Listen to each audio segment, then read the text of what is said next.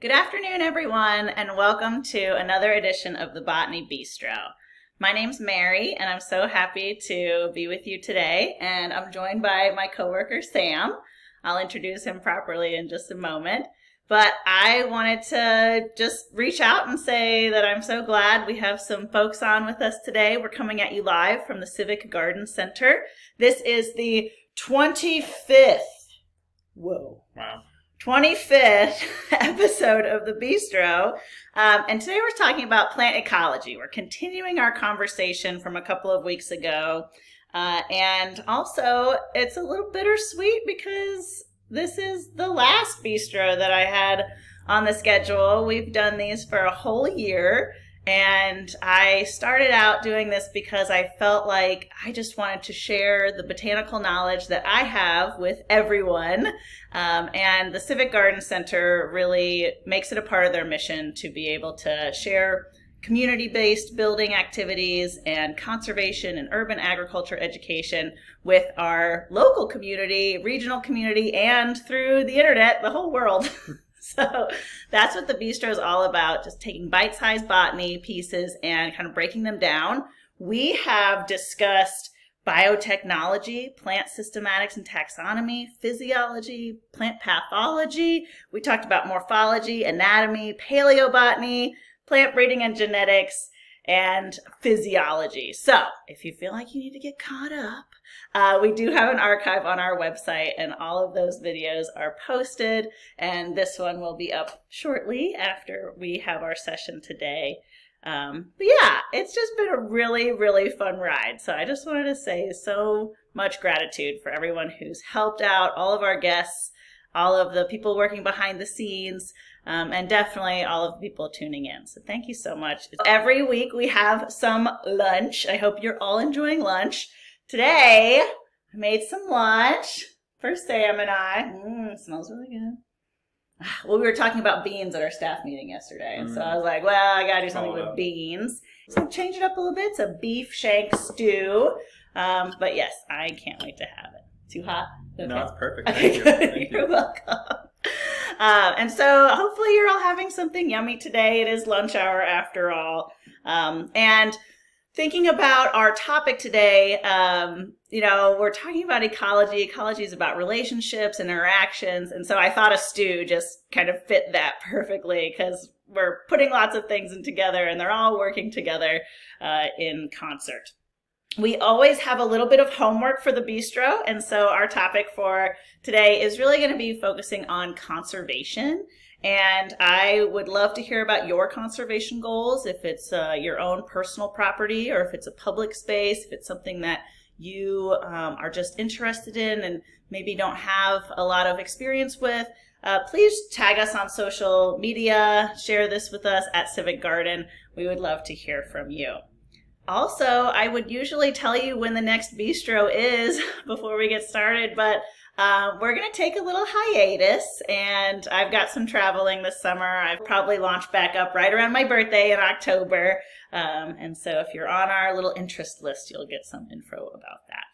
But without further ado, I'd like to introduce Sam Sedemeyer. Sam and I have been working together at the Civic Garden Center for the past 2 years.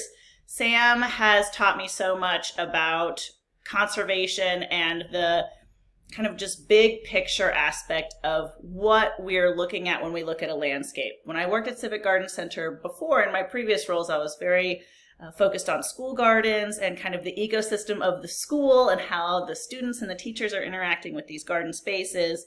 And then I came back to Civic Garden Center after a 5-year teaching stint at Gamble Montessori High School.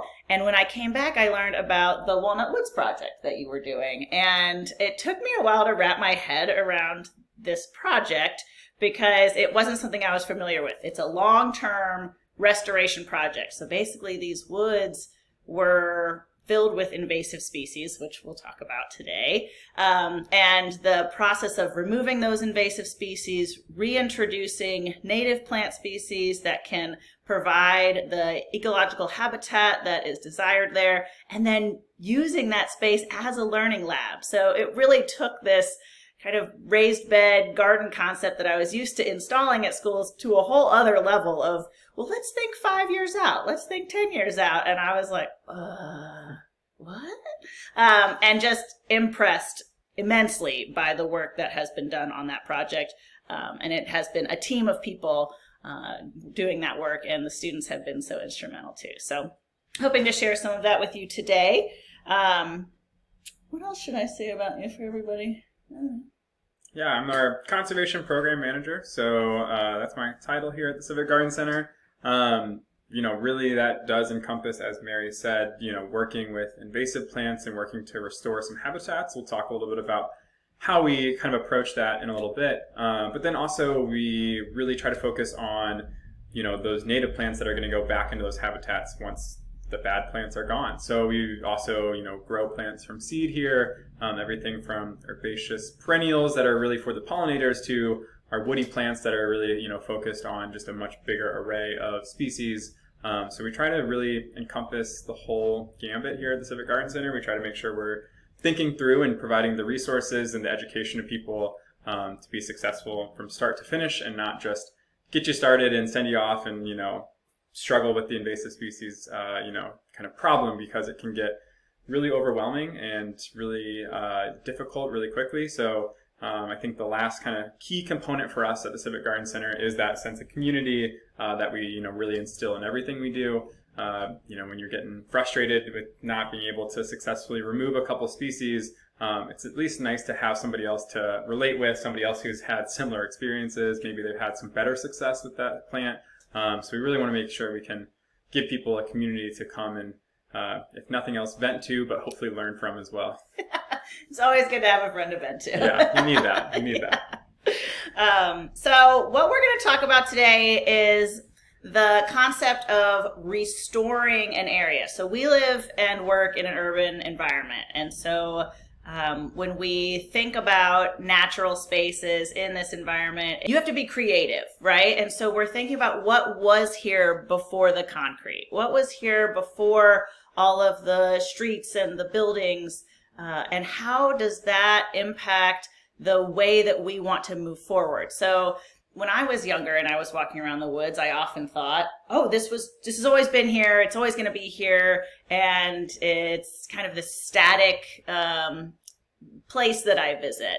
As I got older, I understood that on my grandfather's farm, for example, he was logging. And so the new tree species that were coming up from these areas of light that were opened up when you took out the older species, you know, that was something that he was actively managing. That wasn't something that was just happening. And then I started to understand a little bit more about how he was using native plants around his farm to attract more pollinators to his different areas. So he was doing a lot of things that it took me a while to kind of understand those concepts. And so something I've heard you say, Sam, is that what we're talking about is actually restoration conservation. And that's kind of a mouthful, so we didn't put that in Sam's job title. But, can you tell us a little bit about that particular piece? What is restoration conservation? Yeah, so restoration conservation is really that focus of trying to restore a habitat to, as Mary said, kind of its maybe historical you know, vigor and biodiversity that was represented there. And I think there's some things that we can talk about as to why that's really difficult to do nowadays. But really, you're trying to reestablish the species that should have been there throughout time, and by having the plants that are, you know, native to that area, you know, and establishing healthy biodiverse habitats, we've really seen through all kinds of conservation activities that when you build the habitats, the animals and the insects that were meant to be there just come back. Whether, you know, you're in a hyper-urban area, whether you're in a suburban or rural area, the species seem to find their way back once the habitat's there. So if you can really get the plant families that, you know, are the basis, the food, the resources that those animals need, they often find their way back to where they kind of want to be. So that's really what we're focusing on, is that restoration process of taking out the plants that have invaded. We talked a little bit about invasive plants, and so oftentimes our primary focus is on removing the non-native invasive plants that have established themselves. So these are plants that were introduced from other parts of the world, oftentimes through the horticultural trade or through, agricultural uses, in which we said this plant will really help us manage erosion on the side of our farm fields, or this plant is really beautiful, so we want to see it in our gardens.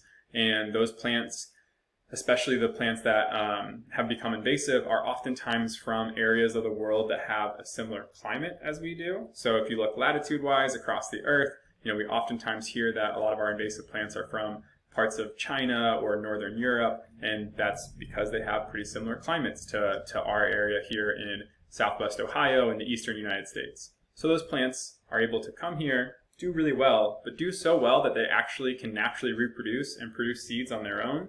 And then as they start to escape into natural areas, since they don't have their predators or the other fungal diseases, things like that help keep them in check and keep the populations down, they oftentimes are able to really explode quickly and take over areas much more rapidly than our native plants can. And in the process, they actually displace our native plants. So you can, if you're in here in Southwest Ohio, honeysuckle is the one that everybody generally knows. And so honeysuckle is a woody shrub. It grows really fast. It really is tough. It can tolerate sun, shade, wet, dry. It can tolerate anything. And so this plant has taken over a lot of our forests, and in the process displaced a lot of the native vegetation that should be there. And so instead you end up with a monoculture in the forest. So just a whole forest of one or, a very few number of species. And when the birds and the things show up to look for their food, it's absent. It's just this honeysuckle left behind. And maybe they can visit the flowers for their couple weeks that they're flowering, or eat a couple of the berries in the fall. But it's a very limited food source compared to the amount of diversity they're expecting. So our restoration conservation focus is on removing those invasive plants and hopefully reestablishing the native plants. And then from there, we just let the wildlife and the insects find their way back on their own. Nice. That's really the ecology component that I am seeing happen even here on our grounds. So we have 8 acres here. If you're local to Cincinnati, please come visit us. We're in Avondale. And I have a lot of student groups that come in. So we have a lot of field trips, and the students are always very interested to hear about what animals we have. What animals do you have? And I tell them we have lots of animals. We don't have animals in cages. Although I guess we do keep a vermicompost bin, so I don't know. But we have animals here because of the species that we are nurturing here. And the focus on biodiversity and the planting of native plants, I really think has boosted all of the different critters that I see. Obviously the squirrels and the birds are, they kind of make themselves known, but also just the soil health and the microorganisms in the soil and how healthy the plants look, especially after some rains. We're having some rainy days right now, and so I see that vitality, I guess is the word I want to use, and the beauty of having all these different species intermingled. We've talked about the dangers of monocrops on this show before, and so thinking about looking at a garden and seeing lots of different things, and sometimes that also means you're seeing bite marks on your leaves, and you're maybe leaving your leaf litter and your stems so that you're fostering that habitat. So rethinking, reframing that idea. And so that brings me to my next question for you, is like, why does it matter? I mean, you talked a little bit about why we want to do this. We're plant people, right? And so we find the beauty in lots of different places. But long term, what are we really doing this for? What's the work for? Yeah, I think this is one of those acts that the work itself is happening on a local level. We're doing this in Cincinnati Park properties throughout the Cincinnati region. We're encouraging homeowners in the region to be doing this. So it's really, the work itself is very local, but the reasons that we're doing this are very global and very much beyond just the confines of Cincinnati. And a lot of them have to do with the biodiversity crisis that we're facing. There's so many species that are starting to go extinct that were really strong and prevalent in North America, and through our land use changes and some of the other kind of changes that we've made to the ecosystems here, those populations of insects are declining, and as the insects disappear, they're the next step on the food chain up from the plants, and so then other wildlife are being impacted. So especially bird species, for example, are being really negatively impacted. And we're seeing huge decline in bird populations. And those are indicators that are telling us that there is something really out of whack here, that there's something going wrong, that if we don't start to act now, we could wake up one day and say, oh my gosh, we've just lost huge portions of these species and maybe to the point of extinction. And so we really need to act now to be able to start to preserve some of the biodiversity that is quickly disappearing throughout parts of North America and really around the world, as we have different acts of industrial agriculture, the process of urbanization. When we build out our cities, we're doing a lot to take up land for human uses, and we do a pretty bad job at carving out spots for our animals and our other wildlife in that process. There's definitely some countries around the world that are doing a better job than we are here in the United States. But generally speaking, as we see more and more people, populations continue to expand on the planet, there's less room for these other creatures that have lived here. And as the number of species dwindles, habitats become much more fragile, and especially in the face of climate change, we are seeing changes that are pretty scary. And so a lot of this work has to do with preserving the biodiversity on a local level so that within the global perspective, we still have biodiversity within these different regions, so that as the climate changes, there's enough species to kind of bounce back and give us a fighting chance at making sure that things can continue healthy and happy into the future. And I think we've learned a lot in the last several decades, even throughout this process of industrialization. I think we, at least in this country for a while, were really focused on getting as big as possible as quickly as possible, and so we maybe didn't think so much about the other impacts that we were having on other wildlife. I think fortunately now, through the native plant movement, through other large-scale conservation efforts, within national parks, within other landowning entities. I know we have Cardinal Land Conservancy here in the Southwest Ohio region that's buying up land that would be habitat that could be turned into a farm, for example, and trying to make sure it stays as habitat for wildlife. So really, I think this is a local act, day to day. We're out in the backyard and we're removing the honeysuckle. We're probably not thinking about the big global impact, but the reason we're doing this is for that global perspective of biodiversity, and making sure that we're helping in that fight to preserve as many species as we can. Yeah, I sometimes forget, even about how we get things, right? So this might be a little bit long-winded, but my husband was saying something the other day, and I listened to him, actually. I remember what you said, honey. And so we were talking with our children, who are very into Minecraft right now, right? So if you don't know, it's this game on the computer where you, place blocks. I don't know. It's creative. That's about as much as I know about it. But it involves mining. And so they, take their little pickaxe in the game and they collect ore or whatever they do.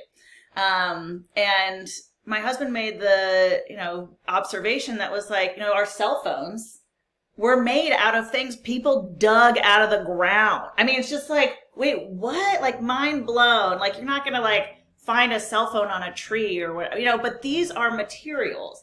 The materials that we eat, the materials we wear, the materials we build our homes out of, the medicines that we take, all of those things come from nature. We're so far removed sometimes with our air conditioning and our Vespas. I don't even know what people are into, but these are all things that people dug out of the earth, collected from nature. And so just reminding ourselves that this biodiversity that we're losing, we don't even really know what we're losing yet, because we haven't tapped into the vast array of possibilities for a lot of these species. And so just that act of wanting to preserve what we still have, that really echoes something that we talked about a few weeks ago during biotechnology, when I had Megan on from Crew, and talking about, well, we're just going to save stuff. We don't really know what we're going to use it for yet, but if we lose it, we have no idea what we've lost. And so I think that concept of understanding we're not separate from nature, that we're part of it, and when you walk through the woods, you can probably see human impact beyond the trail you're actually walking on, I'm seeing a lot more tree cages around new plantings. I'm seeing cut stumps of honeysuckle that have been dabbed with a blue, herbicide, I guess. Yep. And so I'm seeing this human impact and realizing that these are not static spaces. These are not spaces that are just going to continue to exist on their own. We have a responsibility to work to preserve them. And so I want to kind of zoom back out a little bit and just say, what does this all have to do with ecology? So we talked a little bit about interactions of getting those animal and insect species back after planting the plants. But when you want to do a project and you say, okay, I'm going to remove all the honeysuckle, is that enough? Is that it? What other interactions, what other pieces do we really have to consider there? Yeah, I think, as you were talking, I think two things popped into my head, which is one, plants operate on just totally different time scales than people, right? We're focused so much on what's happening this year, next year. But as you said, some of these projects are requiring us to think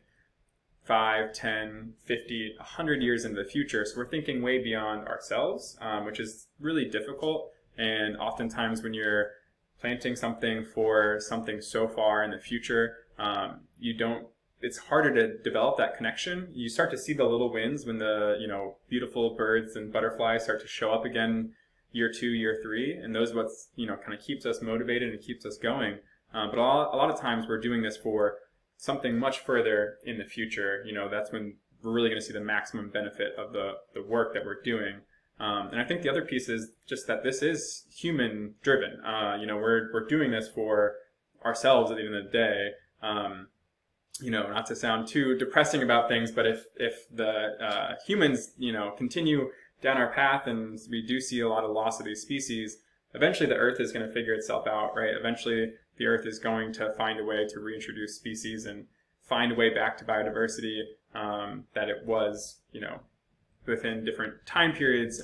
So whether that be 100,000 years from now, 1,000,000 years from now, whatever, Earth is going to continue, but we may not if we don't start to conserve some of these species. There's so many opportunities in every plant, whether it be their chemicals or the food that we can get from them. So as we're trying to think about, how we do this in a way that's successful is just removing the honeysuckle enough. It's not. It's going to be an ongoing project.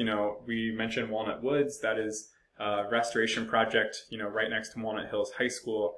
And when we started that project, we were like, okay, we can do this for 3, maybe 4 years, and then we can move on to the next site. We'll leave them on their own, and they'll have figured it out. But the more that we're learning is that, if we leave and the effort doesn't have a strong presence, these sites pretty quickly fall back into disrepair. And so it's coming to a point now where, at least within our urban forests, these really small fragmented forests that are usually bordered by roads on all sides and have a lot of urban pressure, whether that be heat, whether that be extreme weather, whether that be invasive plants that continue to get reintroduced, those kinds of spaces are going to need people to continue to foster and restore them and watch out for them well into the future and probably forever.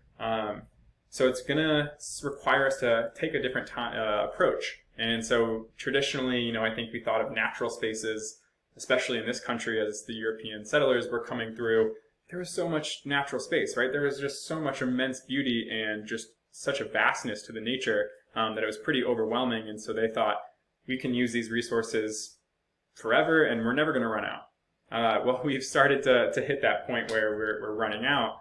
And so these spaces aren't going to be able to sustain themselves without the help of humans. And so now, for better or for worse, humans are going to have to be a part of that process of keeping the invasive plants out and trying to essentially design the space for promoting biodiversity. And we're going to make mistakes. We're going to, like, your previous guest had said from Crew, like, we're just making decisions right now based on what we think is best.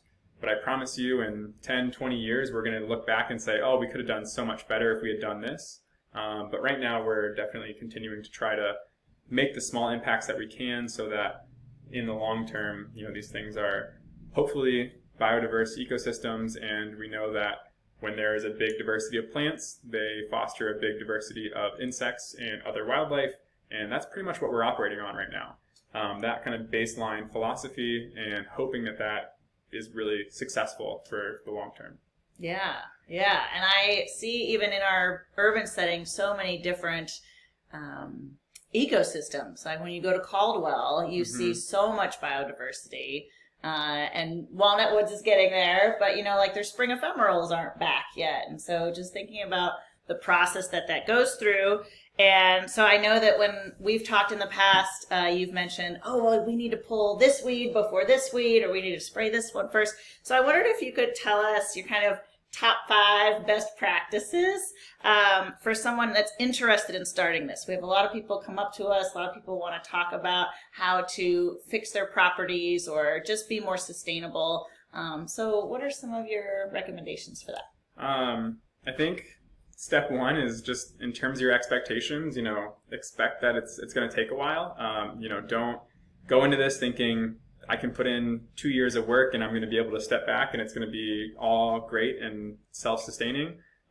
It's a process, and I think it's a labor of love, but because it is such a labor of love and takes a long time, you develop such a strong connection to the land in the process. And that connection to the land, I think, is what is going to continue to encourage this work throughout the generations to come. If we feel so strongly about a space, whether that be our own property or that, park down the street, if we have a connection to it, then we're going to bring our friends, we're going to bring our family, we're going to bring our kids there and help them develop that same connection to it. And that's really what's going to help this sustain itself over time. So I think that's step 1, is really start to invest time and develop that connection. Step 2, get involved in an existing project. Don't just go out there and say, oh, I'm going to just start whacking away at stuff and expect to make progress, because a lot of times we do that. We get really frustrated, the plants come back the next year, no progress has been made, and we either burn ourselves out or we are coming to knock on the door of the Civic Garden Center and you're saying, what's going on? Why is this not working? So start with getting involved in some local projects. There's great groups like Cincinnati Parks, the Western Wildlife Corridor, Cardinal Land Conservancy, the Cincinnati Nature Center, are all doing restoration work on their properties.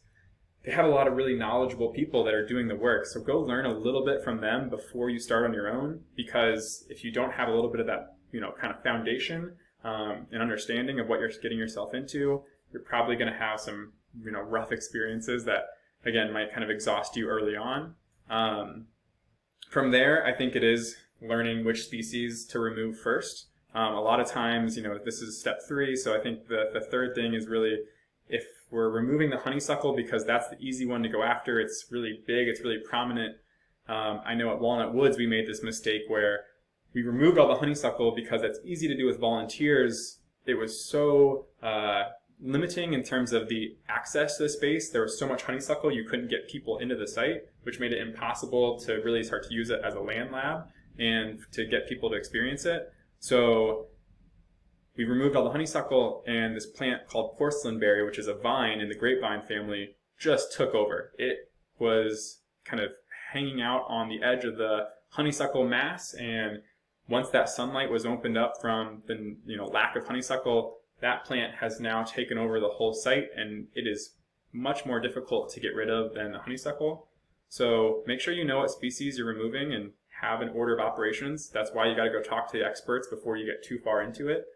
I think from there is definitely help in, kind of getting involved in a community that can help you, right? So if you are trying to tackle this by yourself, again, I think that's where you can start to burn out. So not only are you going to volunteer with Cincinnati Parks to learn from a couple experts, but you're hopefully developing a community of people that, again, not only can you vent to, but maybe you can convince a couple of them to come over and you can cook them some food and you can have them all join you in removing some plants in the backyard. There are companies that do this work. So if you have the means and you have the resources to hire somebody to do it, that's great. But, for those of us who maybe don't have those kinds of resources available, I think trying to develop a community, have some friends that can come over and help you. When you're doing this with a group of people, it's so much easier, it's so much more enjoyable, you just feel better about it. So get some other people involved, and I think you're gonna find much more happiness and success.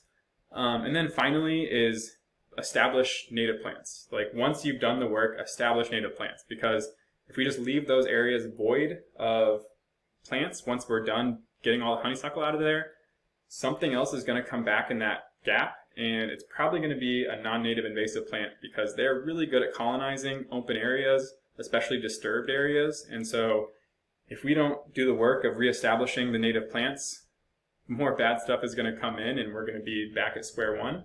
So whether that be buying some plants from the Civic Garden Center during one of our sales, whether that be growing your own trees from seed or going to another local nursery, start to find a way to source native plant material and get it back in those spaces. Once the native plants are there, they will hold their own with some help. So, we'll still need to go in there and manage a little bit over time. But if the native plants are there and they're able to really establish themselves in the soil, they're able to especially establish a canopy and throw out some shade, that's going to slow down the invasive kind of onslaught that's coming, and that will help you become, get it to a point where it's sustainable for you to manage on your own. Awesome. I love those 5. And just encouragement for everybody who is trying to do this. The soils matter, and it takes a while. So the soils for our native plants were most of them growing in a forest system, and so those soils tend to be a little bit more acidic than other soils. And so really thinking about that longevity, that long-term work, don't get discouraged. Just keep at it, keep your mentors handy, keep your community close for going through that. Cool. This has been really good to talk about. Sam and I teach quite a few classes together, and I always learn something new too.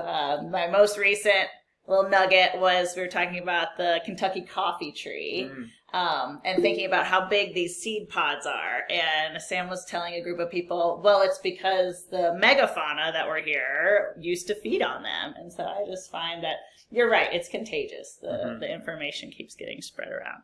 Good way to start is to definitely check with your county resource and county extension agency. A lot of the conservation activities that are happening are at least, maybe in the know by some of our friends at the county. So whether that be, working with the county conservation district, or, like a representative from the Ohio Department of Agriculture, any of those kinds of things. Usually they're aware of some conservation efforts that different organizations are doing and can encourage you to get involved in something that's happening a little bit more local. But there's definitely groups, I would say, everywhere.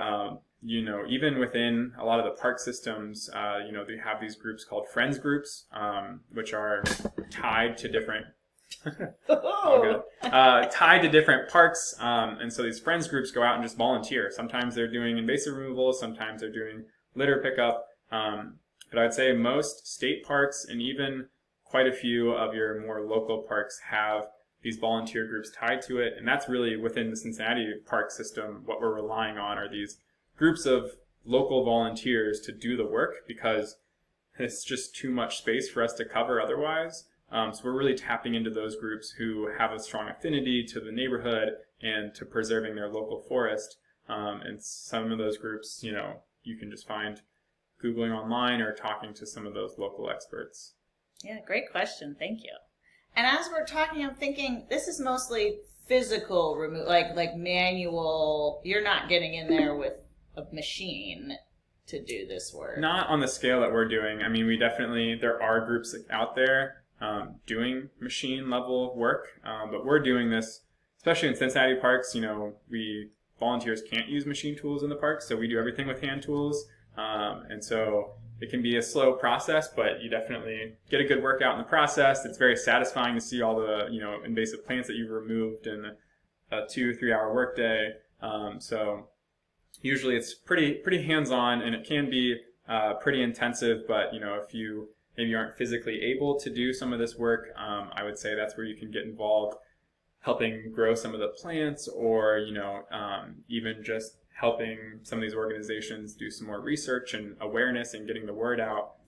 There's always a way, I would say, to get involved if you are interested. And I think the advocacy has really made a difference. I was just at Kroger the other day and saw a bunch of coreopsis, and I was like, oh my gosh, like really? We're doing it. And so that was a really beautiful thing to see. We're seeing these plants become more mainstream. There are lots of opportunities for you to turn even your ornamental front garden into a native space for lots of different pollinator interactions and building up that soil. So yeah, and I would say too, I mean, if you can get out into a forest that is where some of the work is being done and seeing it firsthand, oftentimes, like you were saying earlier, you don't know what's good or bad until you go out and experience it. And a lot of our trails here in Southwest Ohio are pretty consumed with honeysuckle, so you even feel claustrophobic and unsafe on the trails. And then you walk into a healthy forest and you're like, oh my God, like I love the woods again. Like I feel safe, I feel comfortable. I can see what's going on and see the wildlife. So seek out some of those spaces and know what the good stuff is, so that as you're working on the bad, you know what you're working towards. Yeah, absolutely. I always love the woods at Miami University. Has such open beech maple combinations there. So yeah, I get that. To the best of your ability, identify what you are working against, because even in your 30 by 60, if this vine starts to take over and reestablish other roots, suddenly you're just battling that for much longer than you needed to. So you'll just save yourself a little headache and a little bit of time and some physical work as well by following that removal practice and doing the kind of correct order of operations to the best of your ability. And, I don't think you have to worry too much about it. And for some of the vines that are crawling on the ground, like poison ivy, which is native, so we like it. Can you sheet mulch over that? Will that kill them? Like if you put several layers of cardboard down and then the soil and then your native plants on top? I mean, it depends. I would say most of our invasive vines are just really tough. Like you really want to pull out as much of it as you can because they will find a way. Like they'll, might hang out under the ground for a little bit, but they might find a way to poke out. Stuff like porcelain berry has a really robust root system underground. Like you're not just going to hand pull out a big chunk of porcelain berry. And so you're going to be really kind of up against, something that's just without some herbicide or really intentional and consistent kind of suppression. They'll probably fight back for a while. Okay. I mean, I'll defend the poison ivy in the sense that, as Mary said, it is native. So, especially in the fall, it produces white berries that the birds love and is way more nutrient-packed than honeysuckle, for example. But if it's in your yard, we get it. That's where, working here in this space, it's a public space that we work in with volunteers. So that's where it's like, all right, we need to remove some of the poison ivy. If you have a back area that's wooded and you still can keep it off of a little trail or something that you're working in, I would say don't go out there and eradicate every single poison ivy plant. But if it's in your yard where you're working all the time, of course you got to get rid of it. And the English ivy is also relentless, unfortunately. But we are doing increasingly more and more classes on different invasive removal techniques. Oftentimes we try to bring in experts who work day in and day out doing this removal on private and public lands. And so we did a winter vine class last year. We'll probably do it again this year. But there's some methods with herbicide and hand pulling that, especially together, can be pretty effective once you start to get it down to a small population. And then Kayla asked us about our favorite plant for pollinators. I'm going to make you go first. Oh, it's hard. I think my favorites are always changing. I think my current favorite plant for pollinators is Monarda, bee balm. That's what I was going to say. Beat you to it. I should have gone first. I think it's just such a beautiful plant, and it's just a lot of fun to watch it grow. So I think it just kind of has a funky look to it. It smells amazing. We've been cleaning some up that we had left over from last year in the hoop house, and even just grabbing the foliage and smelling it this time of year, it smells so sweet and amazing. Yeah, and you can eat it. So we should make some tea. We should. That was the plant last fall that was blooming, and my yard is full of little tiny bugs that love to bite you. So being barefoot in my backyard or sitting on my yard is not enjoyable 2 days later. And I had to sit down and look at this Monarda because it was just crawling and covered with beautiful pollinators. I was like, it's worth it. It's going to be worth all the bumps and itches. And a plant really has not stopped me in my tracks like that in a while. So that was really cool. That's beautiful. Yeah. I think a lot of our woody shrubs are going to be fair game when it comes to replacing honeysuckle. My personal top two favorites would be pawpaws, which are more of a tree, but they are going to stay relatively, small. They're a kind of mid-story tree, so usually they max out around 20, maybe 25 feet if they're really happy. But they will kind of form a colony, oftentimes stay a little bit shorter. And the other one that I would recommend is spicebush. Spicebush is another native shrub that is the host plant for the spicebush swallowtail butterfly, and won't get quite as dense as honeysuckle. So if you're using it as like a privacy screen, then you might need a couple of them around to really give you that same density. But the reason I like those two plants are the deer don't go after them nearly as much as some of our other native shrubs. So we have things like native viburnums. You even can get some like thicket growing plants like an American plum. Great replacements, but you'll have to do a little more work to keep the deer off of them. Those are really beautiful. But the spicebush and the pawpaw, they tend to be left alone unless the deer get really, really desperate. So especially in our forests, we're seeing spicebush and pawpaw coming back as the predominant understory in places where we have removed honeysuckle because the deer tend to leave them alone. They go after so many other species. They're kind of managing the forest in a way that's a little different than we would expect otherwise. What about ninebark? Ninebark's another good one. That's a great one, especially if you have a little more sun. I would say the ninebark. They probably won't do dense shade. They will do like part shade on the edge of a forest or like on the edge of like a shade canopy from a tree, even if it's a single tree. But ninebark's gorgeous and a great one as well. I think that wraps up our bistro for today. Sam, thank you so much for taking time out. I know you had a busy morning with volunteers, potting up lots of native plants to get ready for our fall event. And thank you so much to all of you who have been along for the ride, and I can't wait to come back with a whole new series for you in the fall. Bye. Awesome. See you, everyone.